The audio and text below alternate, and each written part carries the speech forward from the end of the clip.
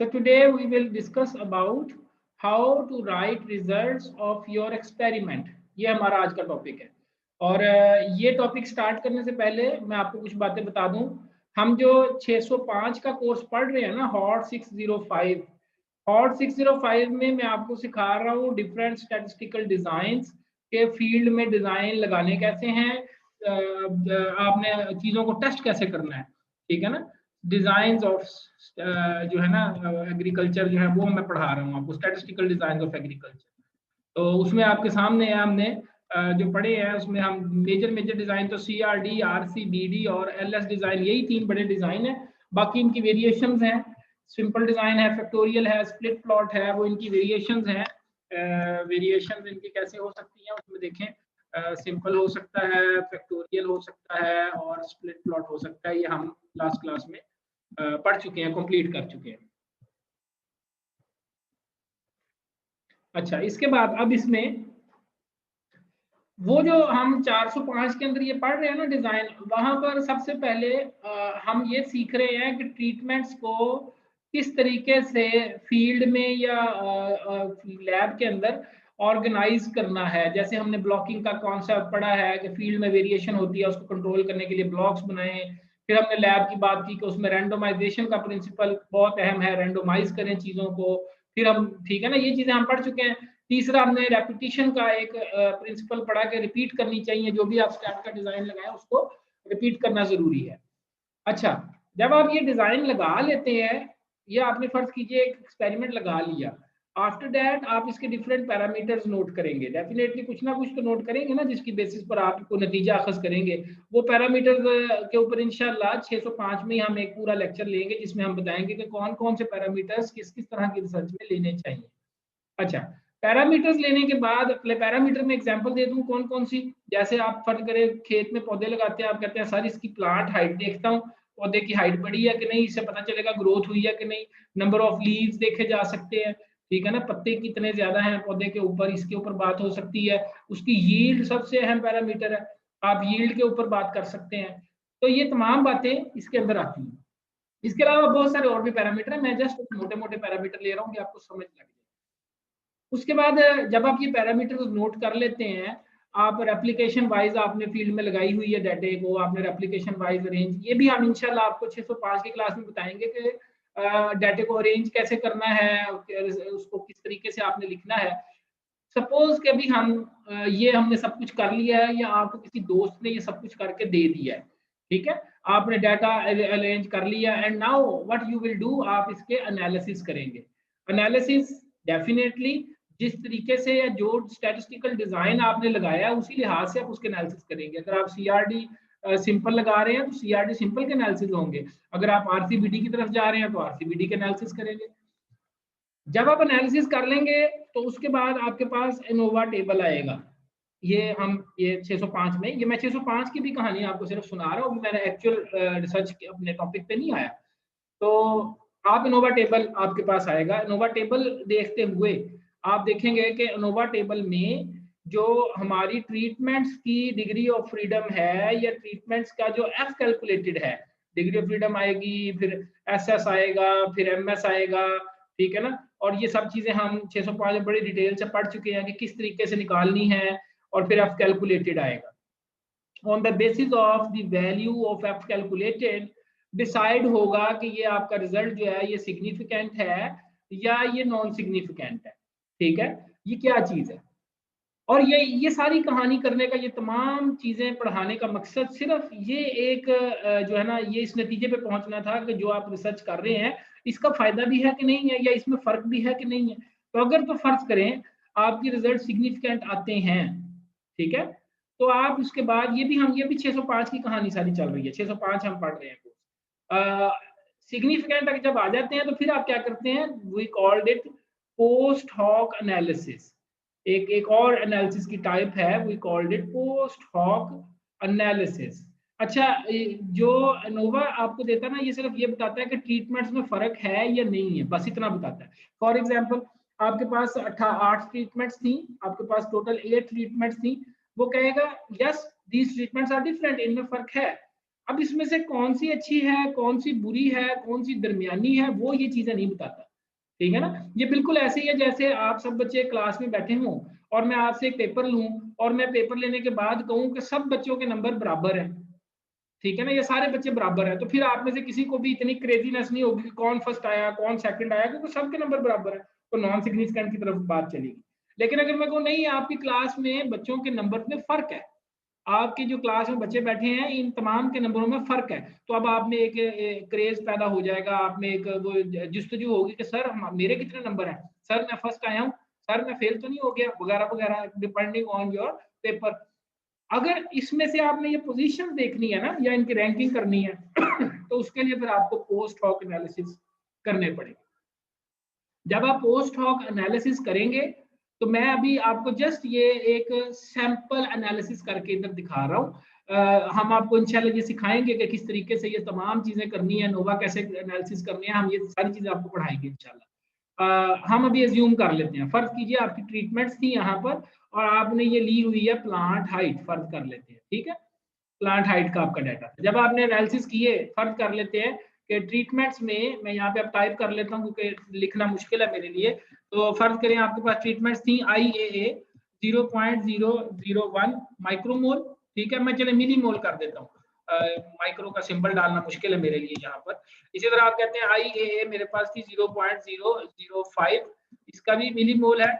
उसके बाद मेरे पास IAA है, ठीक है, और ये है 0.010 मिलीमोल। डिफरेंट कंसंट्रेशन IAA की हैं मेरे पास जो मैं पौधों पे स्प्रे कर रहा था।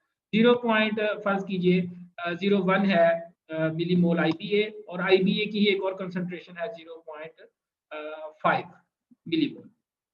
उसके बाद आपके पास है कंट्रोल, जिसमें आपने कुछ भी स्प्रे नहीं किया, ठीक है। ये आपकी ट्रीटमेंट्स थी।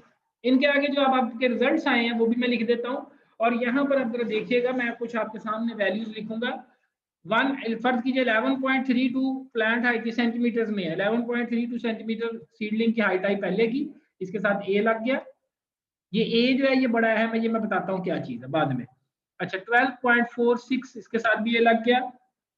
उसके बाद आया 9.57, जस्ट इज मैं इमेजिन कर रहा हूँ कि ये एवरेज वैल्यूज है प्लांट हाइट की, ठीक है। इसको 9.57 में 09.57 लिख रहा हूँ खुद ही से ताकि तरतीब ठीक रहे। अच्छा 08.79 इसको मैं कहता हूँ B, and then I have 10.54 centimetres, this is AB, and then I have 6.79, इसको भी 0 के साथ लिखता हूँ, 06.79, और ये है C। Now suppose that your data जो आपका एनालिसिस के बाद आया वो इस तरह का कुछ शो होगा आपको, ठीक है। उसके साथ ये ऐसी लेटरिंग लगी होगी, और यहीं से एक्चुअली हमारी आज की जो एनालिसिस है ना, हाउ टू राइट रिजल्ट्स, ये टॉपिक अब यहाँ से हमारा शुरू होता है। वो कहानी सारी 605 के बाद जो है ना 611 की कहानी शुरू होती है कि आप एनालिसिस कर लिए, अब इनको लिखना कैसे है, इनको पढ़ना कैसे है, इनको समझना कैसे है, इसके ऊपर बात। तो हम इसके बारे में अब जनरल बात करते हैं। सबसे पहले तो ये कि इस चीज को समझाने से पहले मैं आपको एक बात बताऊं, आपने पहले पढ़ी हुई है लेकिन मैं एक बार रिवाइज कर दूं आपको। मैंने एक अल्फा लेवल का बताया था, we called it level of significance. अगर आपको याद हो इसकी डेफिनेशन भी मैंने आपको लिखवाई थी, लेवल ऑफ सिग्निफिकेंस भी लिखवाया था, और साथ में बताया था कि आमतौर पे अल्फा 0.05 या इसको 5% भी कहते हैं, दोनों चीजें चलती हैं। ये एग्रीकल्चरल एक्सपेरिमेंट में रिकमेंडेड है अल्फा, ठीक है। अच्छा सबसे पहले तो ये चीज समझ लें ये अल्फा क्या चीज है। जब आप ये पोस्ट हॉक एनालिसिस करेंगे ना तो ये आपसे अल्फा पूछेगा, कितने अल्फा पे इसकी रैंकिंग करूं मैं, कितना अल्फा रखूं उसकी रैंकिंग करूं। तो ये अल्फा मैं जब भी बच्चों को समझाता हूं मैं कहता हूं इसको ऐसे समझ ले कि जिस तरह आपके पास एक मैग्नीफाइंग गिलास हो ना, कोई आप उससे चीजों को परख रहे हो, तो उसका नंबर जो शीशे का नंबर है वो अल्फा है, यूं समझ लें, ठीक है। अब इसमें अल्फा की डिफरेंट वैल्यूज है, मैं आपको यहाँ पे लिख देता हूँ। अल्फा आपको पता है 1% हो सकता है, अल्फा 5% हो सकता है, अल्फा जो सा मर्जी रख ले, लेकिन जो नॉर्मल अल्फा चलते हैं मैं वो लिखवा रहा हूँ यहाँ पे। ये 3 अल्फा बहुत कॉमन है जो कि इस्तेमाल होते हैं डिफरेंट ऑपरेशंस में हमारे, 1%, 5% एंड 10%। अच्छा 1% का क्या मतलब है, कि ये बहुत बारीकी से छानबीन करेगा, ये बहुत थोड़ी एरर, मैं इसको आसान अल्फाज में समझाऊं तो मैं यूं कहता हूं कि actually this is the margin of error जो आप अलाउ करते हैं, this is the margin of error जो आप अलाउ करते हैं। आप कहते हैं यार इतनी सी गलती की गुंजाइश छोड़ देता हूं, अगर थोड़ी बहुत ऊपर नीचे हो गया 1% कोई बात नहीं, मेरे लिए बराबर है, समझ गए। अच्छा, इसमें मार्जिन ऑफ एरर 5% है, इसमें मार्जिन ऑफ एरर 10%। अब अगर मैं फर्ज करें इस क्लास के अंदर जो बच्चे मुझे सुन रहे हैं बैठे हुए हैं इसमें, मैं कहता हूँ यार मैं ना 3 बच्चों को इधर खड़ा करता हूँ लाइन में, ये एक बच्चा खड़ा है, ये इसके साथ दूसरा बच्चा खड़ा है, इसके साथ ये तीसरा बच्चा। By seeing it from a distance, अगर मैं इसको किसी दूर की जगह से देखूं, दूर जाके इनको देखूं दूर से, तो मैं कहूंगा यार इनकी हाइट मुझे ऑलमोस्ट बच्चों की बराबर लग रही है। आप मुझे एग्री करेंगे इस बात पर, ठीक है ना, दूर से तो चीजें बराबर ही लगेंगी। अच्छा, इसका मतलब है कि मैं जिस तरह पहले बता रहा था कि मैंने जो लेंस पकड़ा हुआ है वो इतना अच्छा नहीं है, वो इतनी बारीकी को नहीं देख पा रहा, और वो बड़ी बड़ी एरर्स को नहीं, बड़ी बड़ी एरर्स को पहचान लेता लेकिन छोटी एरर्स को नहीं पकड़ पाता, ठीक है ना, वो थोड़ा बहुत डिफरेंस जो है उनको वो अलाउ कर देता है। अच्छा, आप कहेंगे, मैं एग्जाम्पल दे रहा हूँ ये जस्ट अभी हाइपोथेटिकली, तो बच्चा कहेगा सर ये सारे बराबर है। अब दूसरा बच्चा आता है, मैं कहता हूँ यार तुम देखो जरा पास से जाके, दूसरा बच्चा आता है वो कहता है नहीं सारे दीवार के साथ लग के खड़े हो जाओ, मैं आपकी हाइट लूंगा। अच्छा, वो पेंसिल से हाइट लेता है, एक बच्चे की हाइट ये निकलती है, एक बच्चे की हाइट ये ऊपर वाली निकलती है, और एक बच्चे की हाइट ये सेंटर में। Now you can see the difference कि एक की हाइट ये है, एक की हाइट ये है, एक की हाइट ये वाली है। तो वो कहेगा नहीं सर इनकी हाइट बराबर नहीं है, ये इनमें फर्क है, ये वाला बच्चा सबसे छोटा है, ये वाला बच्चा सबसे बड़ा है, ये वाला, और ये वाला उसके बाद है। ये रैंकिंग कर दी ए बी सी, ठीक है ना। तो अब हुआ क्या है, इसमें हुआ सिर्फ ये है कि जो दूसरा बच्चा था ना वो ज्यादा बारीकी से छानबीन कर रहा था, उसने छोटे से छोटे फर्क को भी इग्नोर नहीं किया, और उसने उसको सिग्निफिकेंट तस्वुर किया, सिग्निफिकेंट तस्वुर किया, इसीलिए उसने ये डिफरेंस निकाल कर दे दिया। तो ये अल्फा लेवल भी इसी तरीके से काम करता है।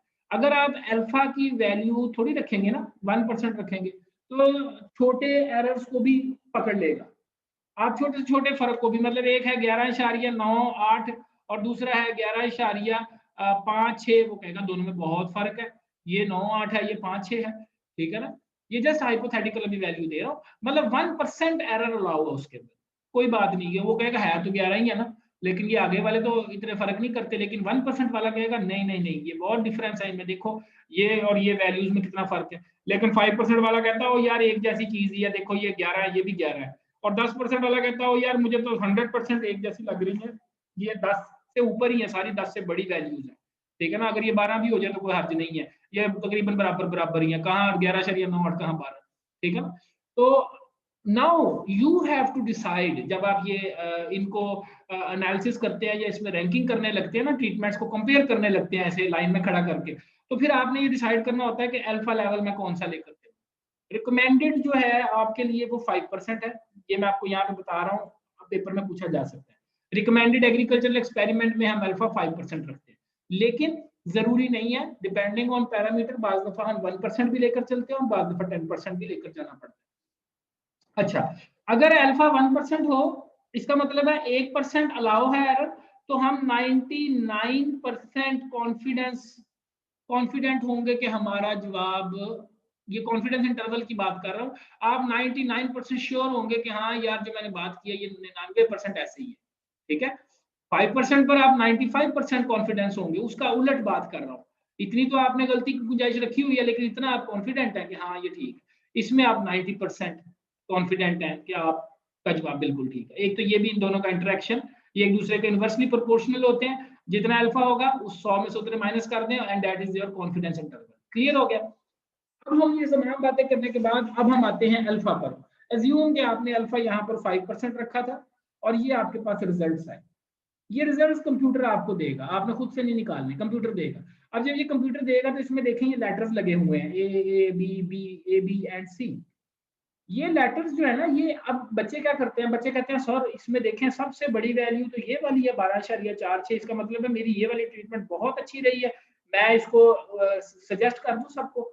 तो मैं कहता हूँ नहीं, आप ऐसे फैसला नहीं कर सकते, you have to see the letters, letters को देखें। एक्चुअली इसमें स्टैट की जुबान में जो वर्ड्स एक जैसा लेटर शेयर कर रहे हैं वो एक जैसे हैं। स्टैटिस्टिक्स हमें ये कह रही है यहाँ पर कि 12.46, 11.32 और 10.54, इनमें कोई फर्क नहीं है, ये 100% एक जैसे हैं। क्यों? क्योंकि इन सबके साथ लेटर ए आ रहा है।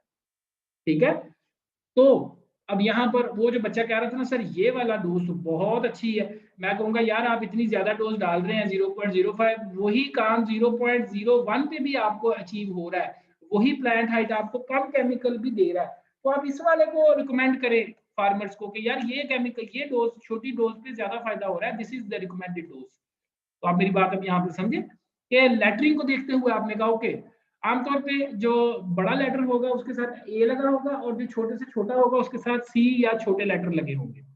जैसे आप यहाँ पर देख सकते हैं, यहाँ पर ए लगा है, यहाँ पर ए लगा है और यहाँ पर ए लगा है। अच्छा, अब ये जो एक आईबीए की डोज है 0.5 वाली, इसके साथ दो लेटर लग गए हैं ए और बी। इसका मतलब ये है कि ये इसकी वैल्यूज इनके साथ भी बराबर है और इनकी वैल्यूज इनके साथ भी बराबर है।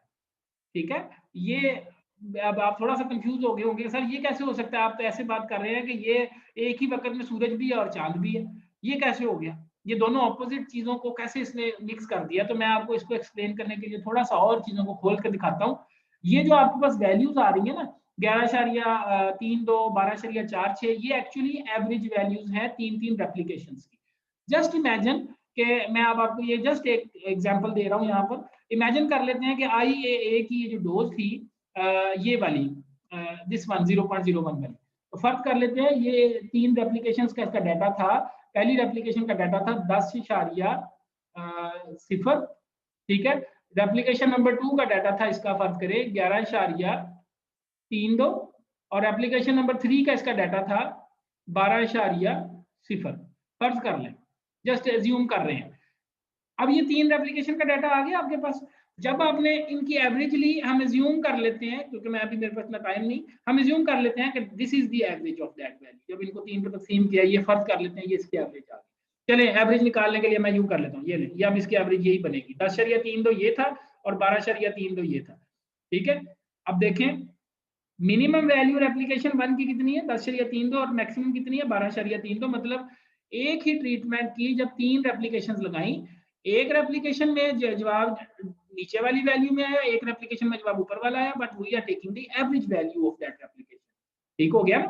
अब जब हम इसकी बात करते हैं आईबीए की, ठीक है, ये 10 से ये 5-4 वैल्यू दे रहा है, जस्ट एज्यूम कि इसकी वैल्यूज जो थी, मैं एज्यूम कर रहा हूँ अभी आपको जस्ट समझाने के लिए, फर्क कर लेते हैं। इसकी रेप्लिकेशन का जवाब था 10.54, ठीक है, 11.54 और 9.54, 9.54। अब जब इसको मैं इस ग्राफ में ड्रा करता हूं तो ये देखें, ये मैं T5 की वैल्यूज यहाँ पर ड्रा कर रहा हूँ, दिस इज T5 हियर। तो इसकी वैल्यूज कुछ इस तरीके से दिखाई जाएंगी। अगर आप देखें, अब यहाँ पर अगर गौर करें तो T5 में एक ट्रीटमेंट कह रही है कि 11.54 प्लांट हाइट आती है, ठीक है, जबकि T1 में एक ट्रीटमेंट कह रही है 11.32 प्लांट हाइट आती है, या 10.32 प्लांट हाइट आती है। अब आप देखें, एक्चुअली देखने में ये वाली प्लांट हाइट बड़ी है, ये वाली छोटी है, बट इसकी बाकी ट्रीटमेंट्स के जवाब अच्छे थे तो ये बढ़ के एवरेज वैल्यू ऊपर चलेगी। अदरवाइज अगर आप इस लाइन को देखें जो कि रेंज बता रही है कि इसकी वैल्यूज कहाँ कहाँ फ्लक्चुएट कर रही हैं इन ट्रीटमेंट्स में, इन रेप्लिकेशंस में, तो आप देखें कि ये लोअर वैल्यू यहाँ तक जाती है, जबकि इसकी अपर वैल्यू देखें वो इसके अंदर इंटरमिंगल हो जाती है, आके इसके साथ मिक्स हो जाती है। तो ये बाउंड्रीज ओवरलैप कर गई आपस में दोनों की, इसीलिए यहाँ पर वो कहता है कि ए लेटर जो इनके साथ लगा है वो इसके साथ भी लगेगा। ये मैं अंदर की बात आपको बता रहा हूँ, जो स्टैटिस्टिकल डिजाइन जिस तरीके से काम करता है वो इसके साथ ए लेटर लगा रहा है, इसी वजह से। अब बी क्यों लगा हुआ है इसके साथ, उसकी एग्जांपल ये है कि यहाँ पर जो 9.57 लिखा हुआ है, इट माइट बी पॉसिबल, और ऐसा है कि वो जो 9.57 है वो हमारी बाउंड्री से कहीं ओवरलैप कर रहा होगा। इसकी लोएस्ट बाउंड्री जो है ना, इसकी लोएस्ट बाउंड्री वो बी वाले की अपर बाउंड्री के साथ कहीं पर ओवरलैप कर रही है, जिसकी वजह से ये दोनों भी आपस में शेयर हो रहे हैं। तो ये एक ही वक्त में ये ट्रीटमेंट ए को भी क्रॉस कर रही है और बी को भी क्रॉस कर रही है। यही वजह है कि आपने देखा कि इसमें ए और बी दोनों लेटर्स आ गए। बाद दफा ऐसा भी होता है कि ए बी और सी वाली ट्रीटमेंट भी आ जाती है, जिसमें वो तीनों, उसमें वेरिएशन इतनी ज्यादा होती है ट्रीटमेंट में कि वो तमाम ट्रीटमेंट्स का जैसा जवाब दे रही होती है एक ही वक्त में। एक्चुअली ये इतना अच्छा जवाब नहीं है, ये बहुत बुरा जवाब है एक्चुअली, इसमें वेरिएशन बहुत ज्यादा है। ठीक है, तो अभी जो हम समझ रहे हैं, सिर्फ हम लेटरिंग का कॉन्सेप्ट समझ रहे हैं कि लेटरिंग कैसे चलती है। लेटरिंग चलती है, आपने देखना है ए लेटर किस में आया, बी लेटर किस में आया, और ए बी एंड देन सी। ठीक है, तो सी लेटर जो है ये सी लेटर देखिए कंट्रोल के अंदर आया, जिसमें हमने स्प्रे नहीं किया था, सबसे कम आंसर सी लेटर में आया। क्लियर हो गया ये वाली बात। यहाँ पर लेटरिंग जब तक आप नहीं समझेंगे आप आगे नहीं चल सकते। लेटरिंग को समझना बहुत जरूरी है। जब भी कहीं पर जब आप एनालिसिस करेंगे, पोस्ट ऑफ एनालिसिस के बाद आपके पास डाटा इस फॉर्म में आ जाए, एंड देन आप उसमें लेटरिंग देखेंगे कि ए किसके साथ लगा हुआ है, बी किसके साथ लगा हुआ है, वो कौन सी ट्रीटमेंट है जिसमें ये सारी ओवरलैप हो गई है। कंफ्यूज नहीं होना, घबराना नहीं है कि ये ए बी आ गया तो ये क्या हो गया। कोई बच्चा ये भी कह सकता है सर आई बी ए का रिस्पॉन्स तकरीबन उतना ही अच्छा है जितना आई ए का है, तो मैं उससे 100% एग्री करता हूँ, वो बात ठीक कर रहे हैं, लेकिन ये बी के भी ओवरलैप कर रहा है, ये फ्लक्चुएशन में बहुत ज्यादा डाटा है, ये कंसिस्टेंट नहीं है, ये डाटा कंसिस्टेंट नहीं है। ये इसका दिल किया तो इसकी एक रेप्लिकेशन जो है वो बी में घुस गई है, और इसका दिल किया तो इसकी एक रेप्लिकेशन ए में घुस गई है, इसलिए इसके अंदर ये भी लिखा हुआ नजर आ रहा है। तो मैं आमतौर पर जब ऐसा कोई डाटा आ जाता है तो मैं कोशिश करता हूँ कि ए वाली वैल्यूज में लोएस्ट वैल्यू जिसमें आपका केमिकल सबसे कम इस्तेमाल हुआ उसको आप रिकमेंड करें। क्लियर होगी यहाँ तक बात। अब हम आगे बात करते हैं कि इसको लिखना कैसे है। अब how to write the result. सबसे पहले तो मैं आपसे फीडबैक चाहूंगा, जो बच्चे मुझे सुन रहे हैं, मुझे सिर्फ ये बताएं कि आपको लेटरिंग का कॉन्सेप्ट समझ लग गया कि लेटर्स कैसे पढ़ने हैं। जी स्टूडेंट्स बताएं। कमर, मुजाहिद, अब्दुल रहीम, शिजा, कामरान, काशिफ, फराज जो सुन रहे हैं, लेटरिंग का कॉन्सेप्ट समझ लग गया? Yes sir. जी जी बताएं। जी सर। अच्छा जी चलो ठीक है, okay. Now we will move to the second step, जो कि है कि अब हम अपने असल टॉपिक की तरफ। ये सारी कहानी जो मैंने अभी तक सुनाई है सिर्फ इसलिए सुनाई है कि आपका एक फ्लो बने, आपको पता चले कि रिजल्ट्स लिखने से पहले ये चीजें होती हैं। Now we will move to our topic, जो था कि रिजल्ट्स कैसे लिखने हैं। तो रिजल्ट्स लिखने के लिए मैं यहाँ पर थोड़ी सी जगह बना लूँ आपके लिए, उसमें हम रिजल्ट्स लिखते हैं, और ये चीजें आपने नोट कर लेने। रिजल्ट्स लिखने में आपने कौन कौन सी चीजें देखनी है, ठीक है। रिजल्ट्स लिखते वक्त आमतौर पे 3 से 4 चीजें लिखना जरूरी है, 3 to 4 थिंग्स। अगर आपको लेटरिंग का पता है, लेटरिंग क्या कह रही है आपके डाटे में, तो आपके लिए बहुत आसान हो जाएगा रिजल्ट्स लिखने में। अच्छा एक मिनट, अब मैं ये जगह मेरे पास बन गई है, and now we are able to write something in it. तो मैं आपको लिख कर दिखाता हूँ, ये ले। अज्यूम कि हमारा यही डाटा जो हमारे इस तरफ पड़ा हुआ है, ठीक है। सबसे पहली बात जो आप इसमें लिखेंगे, सबसे पहली बात, ये मैं कुछ पॉइंट्स पहले लिख दूं आपको कौन कौन से लिखने हैं। सबसे पहली लाइन में आप लिखेंगे कि आपका डाटा सिग्निफिकेंट है या नहीं है। सिग्निफिकेंट और नॉन सिग्निफिकेंट, इसके बारे में आप बात करेंगे पहली लाइन में, पहले रिजल्ट्स लिखते वक्त, ठीक है। पहला इस ये और उसके नंबर है, मैं फिर बता रहा हूँ, अगर पेपर में सवाल आता है कि रिजल्ट्स कैसे लिखने हैं, तो ये हर बात के नंबर है। सिग्निफिकेंट है, नॉन सिग्निफिकेंट है, इस बात को लिखने के नंबर है पेपर में। दूसरे नंबर पर आप इसमें मैक्सिमम वैल्यू बताएं क्या है। तीसरे नंबर पर आप इसमें मिनिमम वैल्यू बताएं, मिनिमम वैल्यू बताएं, ठीक है। बेसिकली तो ये सिर्फ 3 चीजें ही हैं जो आपने किसी रिजल्ट में बतानी होती है। Maximum value, minimum value, significant है या नॉन सिग्निफिकेंट है, ये 3 वैल्यूज ये तो जरूरी हैं। You have to do these things, but along with that there is an optional thing जो मैं यहाँ पे लिखने जा रहा हूँ, एंड दैट इज, ये ऑप्शनल है। ये मैं चौथा पॉइंट नहीं, आमतौर पर अगर जब लिखना हो तो ये फिर मैं बताऊंगा किस जगह पे लिखते हैं इसको, ये दूसरे नंबर पे लिखा जाएगा। That is called trend line. Trend line बताएं कैसे चल रही है, डाटा को समझें, वो मैं भी आगे आपको बताता हूँ, उसके ऊपर बात करते हैं। दिस इज ऑप्शनल, ये मैं आगे बताऊंगा कब ये लिखनी है और कब नहीं लिखनी। अगर ट्रेंड लाइन लिखनी हो तो ये आमतौर पर सिग्निफिकेंट नॉन सिग्निफिकेंट के बाद लिखें, और इसके बाद बताएं मैक्सिमम वैल्यू, उसके बाद बताएं मिनिमम वैल्यू, ठीक हो गया। अच्छा सबसे पहले तो हम ये 3 चीजों को लेकर चलते हैं जो हमने अभी पहले डिस्कस किया, इनको कैसे लिखना है ये आप यहाँ पर देख लें। तो सबसे पहले देखिए, हम जब इस डेटा को गौर से देखते हैं जो हमारे पास आया है, तो हमारे पास डिफरेंट लेटर्स लगे हुए हैं। अगर ये अव्वल तो इस लेटर तक जाने की जरूरत ही नहीं थी, अनोवा से ही आपको पता चल जाना था कि सिग्निफिकेंट है या नॉन सिग्निफिकेंट है। उसके ऊपर हम 605 में बात कर चुके हैं। तो आप कहते हैं कि मैं अब इसको कैसे लिखेंगे कि रिजल्ट्स ऑफ फ्लैट हाइट या रिजल्ट्स ऑफ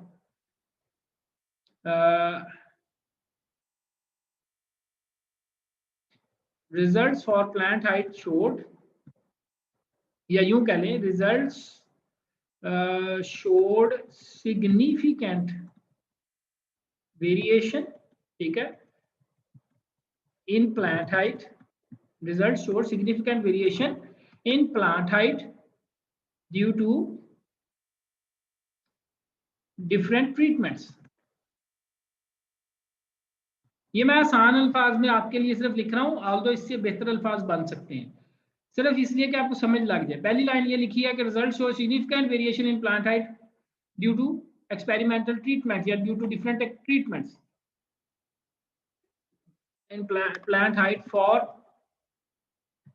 एक्सपेरिमेंटल ट्रीटमेंट्स। यूं कर लें कि एक्सपेरिमेंटल ट्रीटमेंट्स के लिए प्लांट हाइट में बहुत वेरिएशन देखी गई। ये लाइन पहले, अगर ये ना हो, फर्ज कर लेते हैं ये वाली लाइन नहीं है, आपका रिजल्ट नॉन सिग्निफिकेंट आ जाता है। अगर नॉन सिग्निफिकेंट होगा तो क्या उसका नतीजा होगा, सारे लेटर एक जैसे होंगे, आपके साथ ये लगा होगा, ठीक है। उस केस में आप लिखेंगे कि रिजल्ट्स ऑफ या रिजल्ट शोड नॉन सिग्निफिकेंट, ठीक है, non significant differences in plant height for experimental treatments, for experimental treatments। और इसके आगे उसका हवाला देंगे टेबल का, डेफिनेटली कोई टेबल नंबर या कोई इनोवा नंबर दिया होगा। मैं कहता हूँ टेबल 3.1 है फर्ज करें, तो वो टेबल का आप हवाला इसके आगे डालेंगे कि ये मैं बात की कहाँ से कर रहा हूँ, यहाँ पे भी उसका हवाला डालेंगे टेबल 3.1 फर्ज करें, ठीक है। ये देखें, और ये आमतौर पे जो टेबल का हवाला होता है ये आपके पोस्ट हॉक एनालिसिस वाला टेबल नहीं है। इससे पहले जो आपने इनोवा बनाया हुआ ना, यहाँ पर इनोवा एक बनाया होगा एक सोर्स ऑफ वेरिएंस लिखकर, और वो मैंने पीछे भी नीचे बना कर आया था, उसमें ट्रीटमेंट्स थी, उसमें आपकी एरर थी, उसमें आपका टोटल था, ठीक है ना। उसके अंदर जो आपकी एंड पे यहाँ पे सिग्निफिकेंट वैल्यू आ रही है, आपने इसके ऊपर एक नाम दिया हुआ है table 3.1, table 3.1 these are ANOVA for plant height, ठीक है, वो आपने इसके आगे इसका टाइटल लिखा हुआ है, दिस इज टेबल 3.1। यहां से आप ये बात कर रहे हैं कि ट्रीटमेंट सिग्निफिकेंट है कि नहीं है, ठीक है। उसके बाद फिर ये है टेबल 3.2, दिस वन हियर। अच्छा, यहाँ पर काइंडली एक स्क्रीनशॉट ले ले पार्टिसिपेंट्स की, जो बच्चे क्लास ले रहे हैं, एक स्क्रीनशॉट ले ले, मोबाइल है आपके पास, नेट चल रहा है, ओके। टेबल 3.2, टेबल 3.2 इसके अंदर ये टेबल 3.2 का मैंने नंबर लिख दिया, ये टेबल 3.1। तो पहली बात लिखी है कि सिग्निफिकेंट है या नहीं। अगर तो ये सिग्निफिकेंट है तो आप कहेंगे कि सिग्निफिकेंट वेरिएशन पाई गई, और इसके आगे कहानी चलेगी, इट विल कंटिन्यू, ये इसके आगे चलेगी। लेकिन अगर आपकी नॉन सिग्निफिकेंट रिजल्ट्स आ जाते हैं, ठीक है ना, तो क्या होगा, कहानी यहीं पर खत्म हो गई, इसके आगे बात लिखने की जरूरत नहीं, इसको रट्टा लगा लें एंड इसी को सिर्फ लिखना है आपने कि नॉन सिग्निफिकेंट जो है ना वो डिफरेंसेस ऑब्जर्व किए गए। इसके अलावा और लाइनें भी बन सकती हैं, कैसी बन सकती हैं, आप कह सकते हैं नो सिग्निफिकेंट, मैं यहाँ पे एक और लाइन भी लिख के दिखा देता हूँ, no significant differences were observed in experimental treatments for plant height, ठीक है, ये भी लिखी जा सकती है। इवन कि आप इसमें एनोवा टेबल का डिस्कस कर सकते हैं कि एनोवा टेबल की बेसिस पर ये भी आप बात इसमें लिख सकते हैं, ये लाइन भी लिखी जा सकती है। तो पहला पॉइंट क्लियर हो गया, सिग्निफिकेंट नॉन सिग्निफिकेंट कैसे लिखना है। दूसरा पॉइंट, मैक्सिमम वैल्यू कैसे लिखनी है। इसमें आप देखिए मैक्सिमम वैल्यू क्या है हमारे पास, ए वाली वैल्यूज में से आप चूज करेंगे। जैसे मैंने पहले बताया कि अब ए वाली वैल्यूज 3 आ रही हैं, एक 10.54 है, एक 11.32 है, एक 12.46 है। वैसे तो बाय रूल 12.46 सबसे अच्छी वैल्यू है, ठीक है, लेकिन अब यहाँ पर आपकी अकल दरकार है थोड़ी सी। IAA इंडोल एसिटिक एसिड बहुत महंगा केमिकल है, ये इतना आसानी से किसान को दस्तयाब नहीं है। तो आप कहते हैं कि यार अगर कम डोज डालने से वही रिजल्ट्स मिल रहे हैं तो मैं क्यों इतनी हैवी डोज इसको अप्लाई करूं, ठीक है ना। अगर कम डोज डालने से ये नतीजे मिल रहे हैं आईए वाले, तो मैं क्यों इतनी हैवी डोज को डाल रहा हूँ? तो आप क्या करते हैं, आप कहते हैं यार मैं 0.01 वाली डोज ही लेकर चलूं, आई विल स्टिक विद 0.01। ये अब आपका अपना डिसीजन है, ये पर्सन टू पर्सन वेरी करता है। हो सकता है आपकी इस बात से सारे एग्री ना करते हो, लेकिन अगर आपने रिसर्च किया तो आपका इतना राइट बनता है कि आप अपनी मर्जी से रिजल्ट्स लिख सकते हैं उसमें जो आप बेहतर समझते हैं। तो मेरे ख्याल में IAA 0.01 मिलीमोलर की रिजल्ट ज्यादा बेहतर है, क्योंकि इन दोनों में बहुत थोड़ा डिफरेंस है and both share the same letter, ठीक है, और दोनों टॉप रिजल्ट्स हैं। और यहाँ पर डोज कम हो रही है, तो मैं वो बात सोच रहा हूँ जो आप भी नहीं सोच रहे, वो ये है कि पैसे बचाओ किसान के, उसको फायदा भी मिले और इसमें दुगना फायदा उसके लिए 0.01 में। ठीक हो गया। तो अब आप दूसरे नंबर पे क्या लिखते हैं, आप दूसरे नंबर पे लिखते हैं कि मैक्सिमम, ये देखिए मैं एक लाइन आपको लिख देता हूँ यहाँ पे, मैक्सिमम प्लांट हाइट अब कितनी थी, ब्रैकेट में डाल दें उसकी हाइट कितनी थी, 11.32 centimetre, was observed in plants treated, या सिर्फ ये भी लिखा जा सकता है कि वाज ऑब्जर्व्ड इन T1, ये भी लिखा जा सकता है। ठीक है, आपके लिए ये भी इक्वली इफेक्टिव है अगर आप लंबी बात नहीं लिखना चाहते, लेकिन ज्यादा बेहतर है आप उसकी बात को पूरा खोल के बयान करें। आप कहें was observed in plants treated with IAA 0.001 millimole, bracket में आप T1 लिख सकते हैं, यस वो आप लिख सकते हैं अगर आप लिखना चाहें। ठीक है, या आप इसके आगे बेहतर है कि आप इसके आगे यहाँ पर हवाला दें टेबल का, वो क्या है, टेबल 3.2। तो जिसने भी देखना हो वो आपकी बात यहाँ पर, और ये मैंने फुल स्टॉप लगाया, वो आपकी बात देख के समझ जाए कि आप किसके बारे में बात कर रहे हैं। तो ये मैक्सिमम की लाइन ऐसे लिखेंगे, क्लियर होगी? ठीक है, तो मैक्सिमम की लाइन लिख ली आपने। ओके, ये मैं जरा थोड़ा नीचे कर दूं यहाँ पर ताकि आपको कंफ्यूजन ना हो। इसी तरह आप अगर आप बेहतर समझते हैं, आपने अब कहा कि यार कोई कंफ्यूजन ना पैदा हो जाए, कोई बंदा आर्ग्यू ना करे मुझसे कि ये आपने 12 से या 4 से को क्यों छोड़ा है, तो आप इसमें एडिशनल इंफॉर्मेशन दे सकते हैं।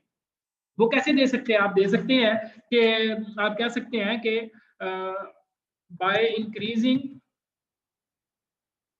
या यूं कह लें, any increase in IAA dose did not increase the plant height significantly। आपने ये बात क्लियर कर दी यहाँ पर कि डोज आगे बढ़ाने से प्लांट हाइट में कुछ सिग्निफिकेंट वेरिएशन नहीं आई। यहाँ पे भी अगर आप चाहें टेबल का हवाला दे सकते हैं, लेकिन आमतौर पे एक बार हवाला देते हैं, बस पहली लाइन में दे दिया, बात खत्म हो गई, इसको उसके साथ जोड़ दें एंड दैट्स इट, योर कह लें कि आपका जो पॉइंट है वो क्लियर हो गया, इसके साथ इसको जोड़ देंगे अगली लाइन। ठीक हो गया ना, समझ लग गया? मैं इसको यहाँ पे लिख रहा हूँ ताकि आपको क्लियर रहे।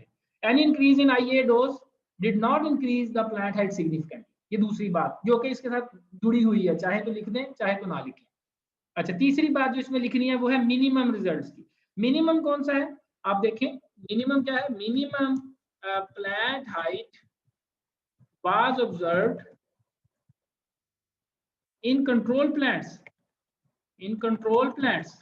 ठीक है, कितनी थी वो प्लांट हाइट, जहां पे लिखा ना मिनिमम प्लांट हाइट, उसके आगे आप ब्रैकेट में लिखे प्लांट हाइट कितनी है, और यूनिट लिखना ना भूलिएगा साथ में, 6.79 centimetre. Minimum plant height 6.79 centimetre was observed in control plants. ठीक है जी, तो ये आपकी जनरल बातें हो गई, एंड इन दिस वे आपने एक खूबसूरत सा छोटा सा जामे रिजल्ट्स लिख लिए, ऐसे लिख लिया। ठीक है, अब मैं बात करता हूँ ट्रेंड लाइन की, जो कि मैं कह रहा था ट्रेंड लाइन अगर डालनी हो तो कैसे डालेंगे। तो ट्रेंड लाइन बच्चों उस सूरत में डलेगी अगर आपकी ट्रीटमेंट्स रेगुलर इंटरवल से बढ़ रही हो, किसी एक ही केमिकल की ट्रीटमेंट्स हो। ठीक है ना, मतलब फर्ज करें आप कहते हैं मैं यूरिया खाद है, आप कहते हैं यूरिया खाद सर मैंने आधा किलो डाली, फिर मैंने 1 किलो डाली, फिर मैंने 1.5 किलो डाली। ठीक है ना, 1.5 किलो डाली, एक सही 1/2, फिर मैंने 2 किलो डाली। उस केस में आपकी रेगुलर इंटरवल से आधे आधे किलो से बढ़ रही है। अगर आप इसका एक ग्राफ बनाएं तो जैसे जैसे यूरिया खाद इधर को बढ़ेगी आपकी प्लांट हाइट या कम होगी या गिरेगी, कुछ ना कुछ तो बनेगा ना, या ऐसे भी हो सकता है ऊपर से पहले ऊपर बढ़े फिर नीचे होकर गिर जाए।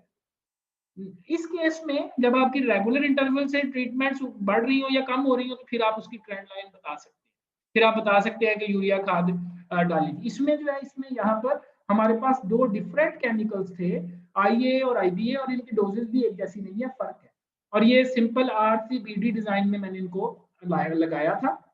या RCBD या CRD, डिपेंडिंग ऑन कि आपने फील्ड में लगाया है कि लैब में लगाया है। अभी हमने जस्ट एनालिसिस किए थे, इसलिए मैंने आपको ज्यादा इसमें डेप्थ में नहीं गया। तो ट्रेंड लाइन तब चलेगी अगर फर्ज कर लेते हैं आईए की सारी डोजेस चल रही थी, क्लियर होगी। अब आईए की अगर सारी डोजेस चल रही हो तो कैसे लिखेंगे वो मैं आपको यहाँ पर एक बार दिखा दूं। मैं ये रेस करने लगा हूँ सारा कुछ यहाँ से, ठीक है। जस्ट एज्यूम कि आईए की डोजेस हैं ये सारी की सारी, ये सारी आईए की डोजेस है। दिस इज आल्सो आईए and this one is also आईए।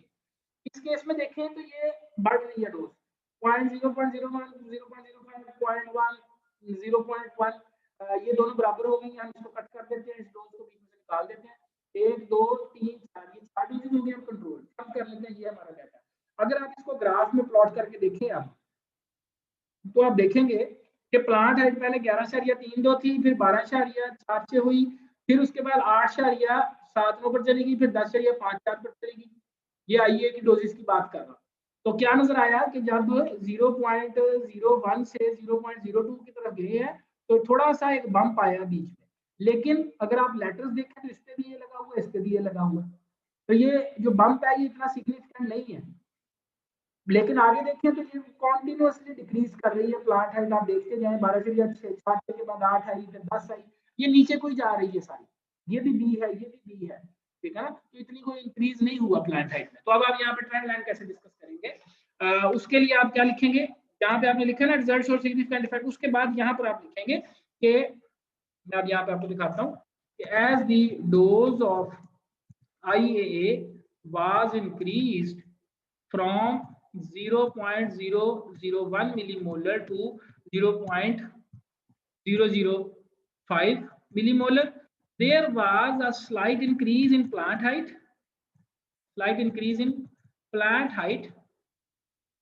ठीक है, which was non-significant at 5% level of significance, ठीक है ना। 5% या अल्फा के ऊपर आपने ये चीजें टेस्ट की, ठीक है। However, यहाँ पे फुल स्टॉप लगा के बात खत्म कर दी। आगे however, after 0. however any increase in IAA dose after 0.005 millimolar caused significant reduction, ठीक है जी, रिडक्शन इन प्लांट हाइट, ठीक हो गया।